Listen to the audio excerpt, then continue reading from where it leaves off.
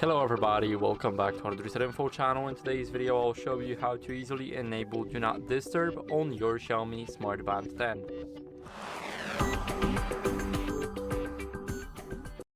So first what you guys need to do is let's unlock it, go to settings.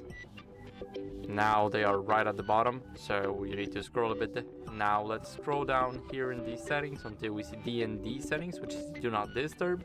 And here we can enable it by simply tapping on it. So now it's enabled because it's blue, and you will basically receive no notifications, so you will not receive them. And you will also not receive any calls unless you've got it changed in your phone that the second call will actually go through. So that's it. This is how you guys can do that. I hope this video helped you, and if it did, then leave a like, sub, and a comment, and I'll see you in the next one.